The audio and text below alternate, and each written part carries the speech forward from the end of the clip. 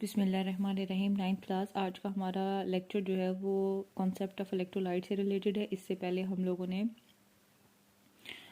Oxidising and reducing agent को discuss कर लिया था, उनकी एग्जांपल्स भी देख ली थी और मैंने आपको 2 क्वेश्चन दिए थे सॉल्व करने के लिए टेस्ट योरसेल्फ से।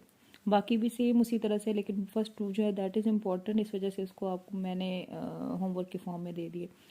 अच्छा जी, आज का हमारा लेक्चर जो है वो कंसेप्ट ऑफ इलेक्ट्रोलाइट से है। इलेक्ट्रोलाइट्स क्या होते हैं? जब हम एक सोल्यूशन लेते हैं और उसमें से करंट गुजारते हैं तो ज़रूरी नहीं है कि हर सोल्यूशन अपने अंदर से करंट गुजारने की सलाहियत रखता हो। कुछ सोल्यूशंस या कुछ स्पेसिफिक सब्सटेंसेस ऐसे होते हैं जिनके अंदर से करंट जो है वो गुजर सकता है। यहाँ वो आपको बताएगा कि इलेक्ट्रोलाइट जो हैं ऐसे सब्सटेंसेस होते हैं विच can conduct electricity in their aqueous solution और मोल्टन स्टेट।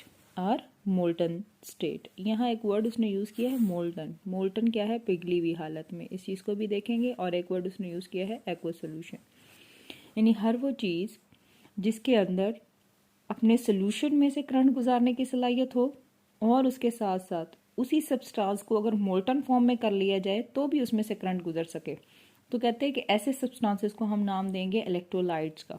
एग्जाम्पल की सूरत में उसने हमें क्लियर कर दिया है। For example solution of salt, solution of any acid, any basis, ठीक है, दे आर गुड कंडक्टर और you can say they are good electrolyte. मतलब ये हुआ कि ऐसी चीज़ें substance which can conduct electric current या electricity in their aqueous solution, ऐसी सब्सटेंसेस जो इलेक्ट्रिक करंट को कंडक्ट कर सकते हैं एक्वस सोल्यूशन के अंदर एंड मोल्टन स्टेट।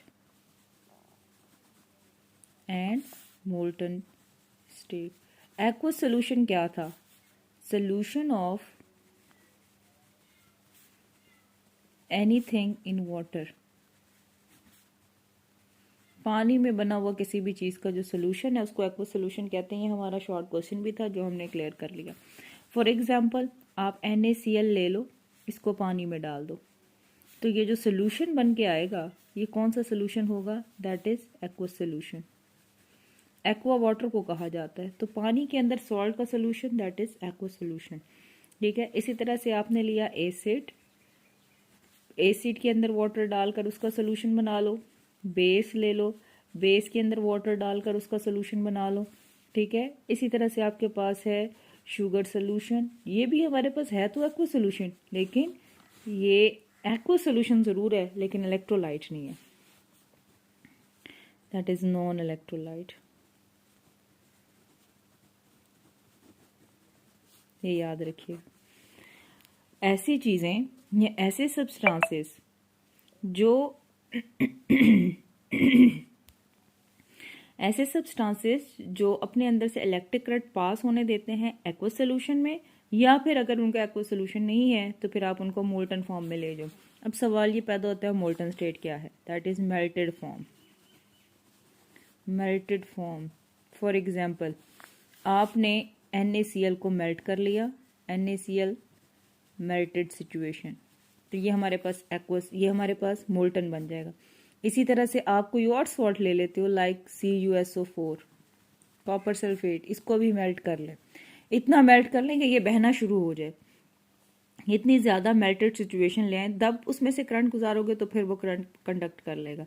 सो अब तक का कॉन्सेप्ट इलेक्ट्रोलाइट के हवाले से, इलेक्ट्रोलाइट ऐसे सब्सटेंसेस होते हैं जिनके अंदर से करंट पास कर सकता है अगर वो एक्वस में हो, यानी पानी के अंदर उनका सोल्यूशन बना हुआ हो, या फिर वो मोल्टन स्टेट में हो। इसका मतलब ये है कि इलेक्ट्रोलाइट सॉलिड स्टेट में करंट को पास करने की सलाहियत नहीं रखते। हमने बात की सॉल्ट की, NaCl को पानी में डाला तो उसने करंट कंडक्ट कर लिया, लेकिन अगर आप इसी सॉलिड NaCl में से करंट पास करने की कोशिश करोगे तो सॉलिड NaCl अपने अंदर से करंट को पास होने नहीं देगा। अब इसकी क्या वजह है कि पानी के अंदर उसको डिजोल्व कर लिया तो वो अपने अंदर से करंट पास कर रहा है, उसमें से करंट गुजर रहा है, लेकिन अगर वो सॉलिड फॉर्म में है तो उसमें से करंट नहीं गुजर रहा। अब क्या होता है इन सॉलिड स्टेट? अगर मैं सॉलिड स्टेट की बात करूं तो हम ये कह सकते हैं in solid state there is no free electrons, no free charges लिख लें या फिर आप इलेक्ट्रॉन लिख लें। अब होता क्या है, जब NaCl की हम बात करते हैं तो NaCl के अंदर सोडियम क्लोराइड के साथ ज्वाइन होता है। ये NaCl का स्ट्रक्चर अगर हम देखें तो कुछ ऐसी सिचुएशन होती है, इसमें तो सारे चार्जेस इकट्ठे पड़े हो, मूव ही नहीं कर पाएंगे जब तक आप इसको इस काबिल नहीं बना लेते कि वो मूवेबल हो जाए। सो इलेक्ट्रोलाइट हम बनाते ही इसलिए कि जो सोल्यूशन आप बना रहे हो या जिस कंपाउंड का सोल्यूशन आप बना रहे हो वो अपने आप को पानी के अंदर डिजोल्व करने के बाद या मोल्टन फॉर्म में लाने के बाद अपने चार्जेस को फ्लो जो है वो फ्री कर दे, उसके चार्जेस फ्री हो जाते हैं। जब चार्जेस फ्री होते हैं तो इस सिचुएशन के अंदर उसके आयंस अलग अलग हो जाते हैं और इलेक्ट्रिसिटी है क्या, flow of charges, flow of electron. So जब तक इलेक्ट्रॉन फ्लो नहीं करेगा या चार्जेस फ्लो नहीं करेंगे उस वक्त तक इलेक्ट्रिक करंट जो है वो पास नहीं हो सकता।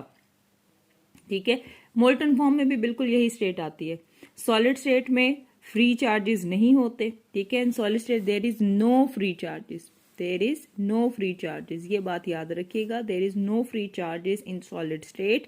लेकिन सॉलिड के बाद जब आप इसको लिक्विड में लाओगे, ठीक है जी, लिक्विड एंड मोल्टन में, तो क्या होगा, हमारे पास फ्लो ऑफ चार्जेस होना शुरू हो जाएगा। फ्लो ऑफ चार्जेस होता है and available of free electron, free electrons आपको मिल जाते हैं और यही हमारे पास जो है वो इलेक्ट्रिक करंट कंडक्ट करने की एक सलाहियत है। Free of electron, free electron मिले या फिर आप ये कह सकते हो कि आपके पास चार्जेस मूवेबल हों। सो इसलिए हमने कहा कि चीज़ें जो हैं वो या तो एक्वस सोल्यूशन के अंदर इलेक्ट्रिक करंट कंडक्ट करेंगी या फिर वो मोल्टन फॉर्म में करेंगी। हर कंपाउंड एक्वस सोल्यूशन के अंदर इलेक्ट्रिक करंट कंडक्ट करने की सलाहियत नहीं रखता। कुछ स्पेसिफिक कंपाउंड्स हैं, एग्जाम्पल के तौर पर आपने जो कंपाउंड इलेक्ट्रोलाइट में देखे उनमें किस किस चीज़ की एग्जाम्पल थी, सोडियम क्लोराइड का एक्वस सोल्यूशन या सोडियम क्लोराइड का melted form solution, melted solution या फिर एसिड का सोल्यूशन, बेस का सोल्यूशन। शुगर का सोल्यूशन किसी सूरत इलेक्ट्रोलाइट नहीं हो सकता क्योंकि शुगर के मॉलिक्यूल पानी में डिसॉल्व होने के बावजूद अपने आयंस को फ्री नहीं करते, इस वजह से ये हमारे पास इलेक्ट्रोलाइट नहीं होगा। क्लियर है जी। इसके बाद है कुछ टाइप्स ऑफ इलेक्ट्रोलाइट। इलेक्ट्रोलाइट्स को क्लासिफाई किया गया है 2 ग्रुप्स के अंदर। Electrolytes are classified into 2 groups depending upon extent of ionization. कितने ग्रुप्स जी, 2 ग्रुप। इनके 2 ग्रुप हैं, किस पे डिपेंड करते हैं, depending upon extent of ionization, depending upon extent of ionization.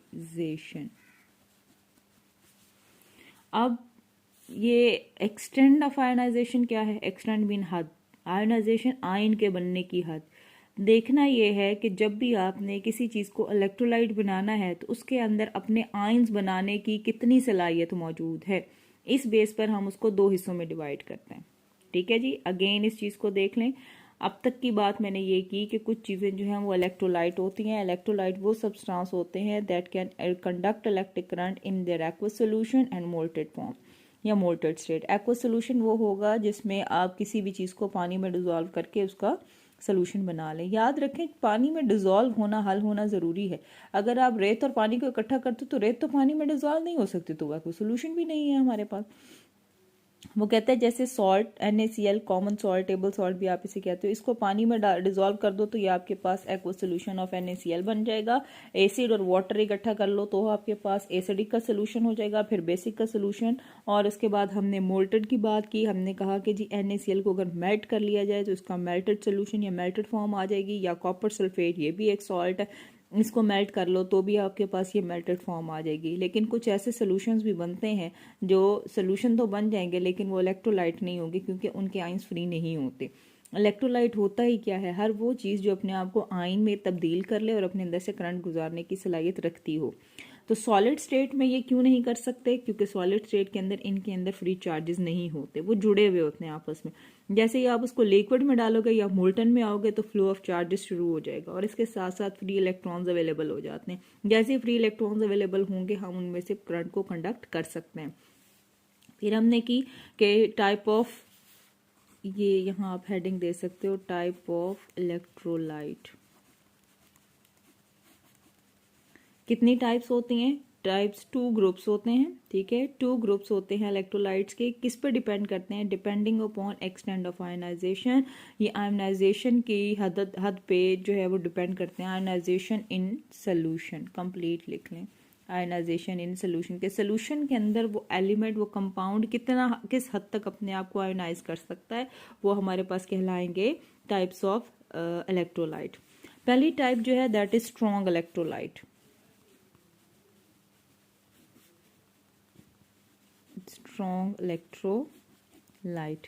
अब स्ट्रॉन्ग इलेक्ट्रोलाइट क्या होते हैं? द इलेक्ट्रोलाइट विच, यानी अगर हमने इसको डेफिनेशन, आपने क्या लिखना है, ये 2-2 नंबर के सवाल आते हैं बेटे। डेफिनेशन आ जाएगी, डेफिनेशन में आप लिखोगे द इलेक्ट्रोलाइट विच, चूंकि हमने आयोनाइजेशन की बेस पे इसको डिवाइड किया तो आप लिखोगे विच आयोनाइज completely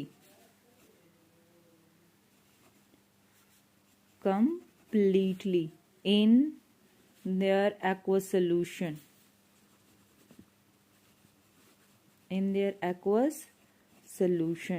या तो वो एक्वस सोल्यूशन में कंप्लीट आयन बना ले अपने, या दूसरी फॉर्म हम क्या लिखेंगे जी, दूसरी फॉर्म में लिखेंगे, या फिर वो मोल्टन फॉर्म में लिख के बनाए एंड प्रोड्यूस मोर आयन्स, ज्यादा से ज्यादा आयन बनाए, and produce more ion, and produce more ions. Clear है जी?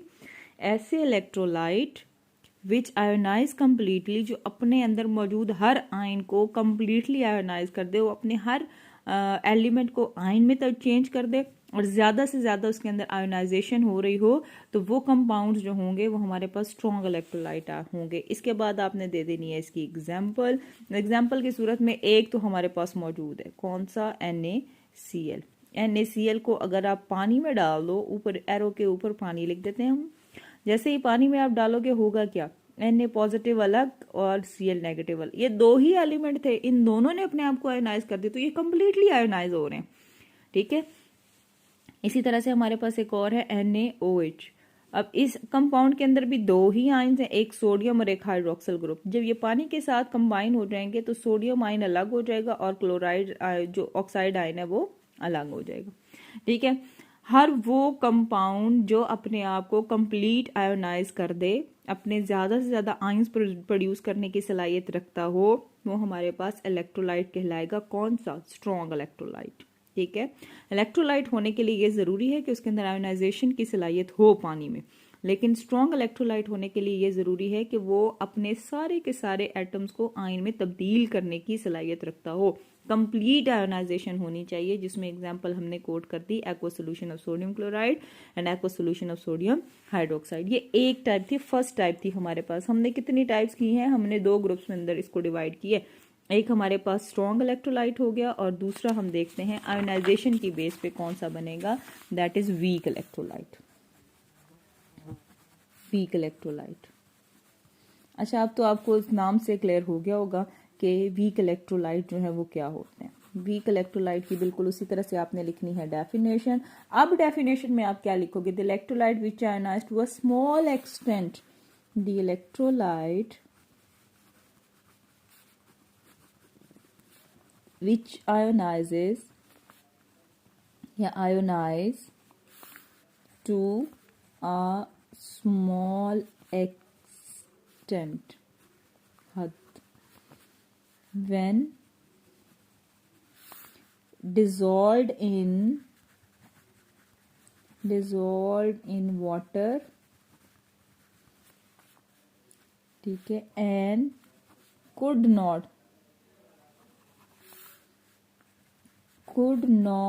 produce more ion, मोर आयंस। वहां हमने लिखा था कि वो कंप्लीट आयनाइज भी करते हैं और उसके साथ साथ ज्यादा से ज्यादा आयन भी प्रोड्यूस करके देते हैं। लेकिन वीक इलेक्ट्रोलाइट में क्या हो गया, ऐसे electrolyte which ionise to a small extent, जो बहुत कम मिकदार में अपने आप को आयनाइज करें, व्हेन डिसॉल्व इन वाटर, जब उनको पानी में हल किया जाए, and could not produce more ion, और ज्यादा से ज्यादा आयन बनाने की सलाहियत भी वो नहीं रखते। इसमें एक तो एग्जाम्पल हम कोट कर दें। अब हम बात करेंगे एग्जाम्पल्स की। डेफिनेशन के बाद एग्जाम्पल है जी।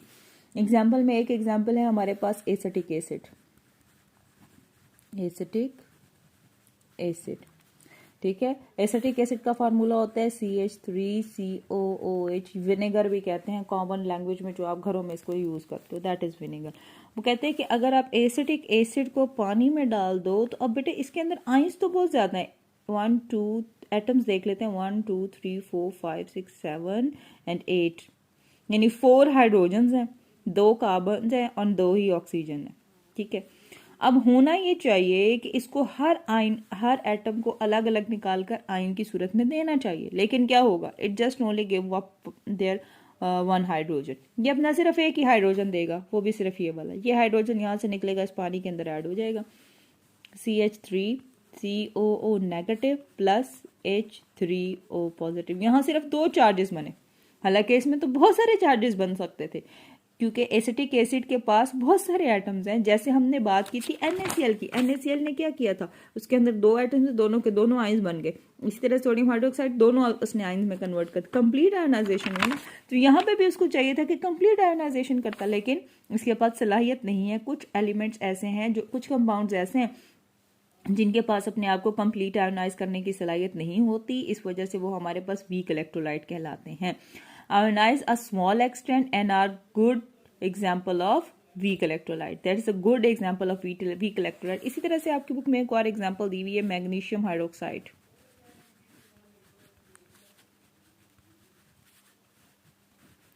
अब यहां से क्या होगा, इसको भी चाहिए था कि ये सारा का सारा यहाँ से इधर कन्वर्ट हो जाता, लेकिन ऐसी सिचुएशन नहीं होगी। ये भी अपने आप को कंप्लीट आयोनाइज नहीं करेगा, इसमें से सिर्फ एक हाइड्रोक्सल ग्रुप निकलेगा, जो सिर्फ एक हाइड्रोक्सल और एक ही हाइड्रोजन निकलेगा। आपकी बुक में रिएक्शन उसने नहीं दिया हुआ, इसलिए मैं रिएक्शन करवाऊंगी नहीं। आप जस्ट इसको इस तरह से लिख सकते हो कि जब आप एक्वस सोल्यूशन कैल्शियम हाइड्रोक्साइड का करवाते हो तो उस सिचुएशन के अंदर कैल्शियम हाइड्रोक्साइड अपने आप को कंप्लीट आयोनाइज नहीं करता। सो इस सिचुएशन में ये भी वीक इलेक्ट्रोलाइट है और एसिटिक एसिड भी वीक इलेक्ट्रोलाइट है।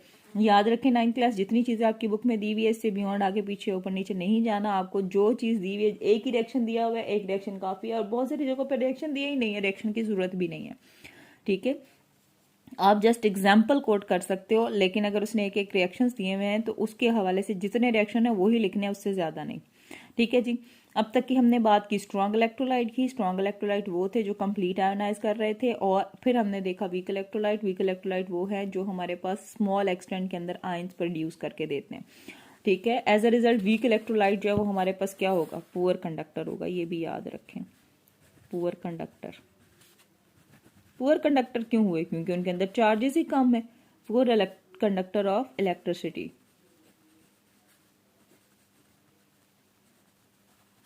ठीक है, पुअर कंडक्टर ऑफ इलेक्ट्रिसिटी। और ये कौन से होंगे, दैट इज गुड कंडक्टर। ये जो हमारे पास स्ट्रॉन्ग इलेक्ट्रोलाइट हैं दैट इज गुड कंडक्टर। तो एमसीक्यूज की फॉर्म में ये चीजें आपने अपने ध्यान में रखनी है कि गुड कंडक्टर कौन से हैं और पुअर कंडक्टर कौन से। अच्छा जी, इसके बाद हमारे पास तीसरी कैटेगरी आती है दैट इज नॉन इलेक्ट्रोलाइट, लेकिन ये टाइप में नहीं आएगी, क्योंकि टाइप में लिखते हुए तो हमने ये चीज लिखी कि हमने इसको 2 हिस्सों में डिवाइड किया हुआ है। तो फिर ये नॉन इलेक्ट्रोलाइट क्या है, they can not be able to ionise itself. ये ऐसे सब्सटेंसेस होंगे जो कंप्लीट भी और इनकम्प्लीट दोनों सिचुएशंस में किसी कैटेगरी को फॉलो ही नहीं करते। This substance which don't ionise, आप ये लिखोगे which, this substance which don't ionised, जो अपने आप को आयोनाइज ही नहीं कर सकते, don't ionise in their aqueous solution, यानी वो एक्वस सोल्यूशन के अंदर भी खुद को आयोनाइज नहीं कर सकते। एंड दूसरी सिचुएशन क्या हो सकती है, एंड डू नॉट अलाउ, और अलाउ ही नहीं करेंगे the current to pass through, the current to pass through,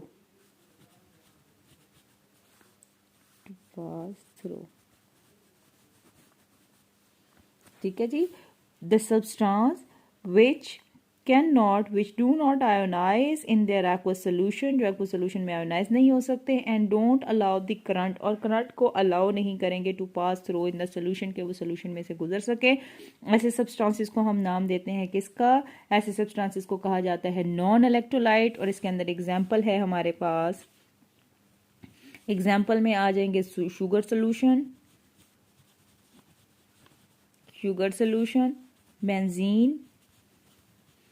benzene भी नॉन इलेक्ट्रोलाइट एंड शुगर भी नॉन इलेक्ट्रोलाइट। ठीक है जी, ये आज का हमारा लेक्चर था, इंतहाई आसान, इसमें किसी किस्म का कोई प्रॉब्लम नहीं है, ये लॉन्ग क्वेश्चन नहीं आता, is just only a short question जिसमें आपने इलेक्ट्रोलाइट को डिफाइन करना है और उसकी एग्जांपल कोट कर देनी है। उसके बाद आपने ये बता देना है कि इलेक्ट्रोलाइट उनकी कितनी टाइप्स होती हैं। 2 टाइप्स होती हैं किस बेस पे होती हैं? आयोनाइजेशन की बेस पे, स्ट्रॉन्ग इलेक्ट्रोलाइट और वीक इलेक्ट्रोलाइट। स्ट्रॉन्ग इलेक्ट्रोलाइट खुद को कंप्लीट आयोनाइज करते हैं, वीक इलेक्ट्रोलाइट खुद को कंप्लीट आयोनाइज नहीं करते, और जो नॉन इलेक्ट्रोलाइट होते हैं वो किसी सिचुएशन में अपने आप को आयोनाइज करने की सलाहियत ही नहीं रखते। ठीक है जी, इसको बड़े ध्यान से याद कर लीजिएगा, हर डेफिनेशन के साथ उसकी एग्जांपल कोट करना जरूरी है। Okay, 9th class, good luck.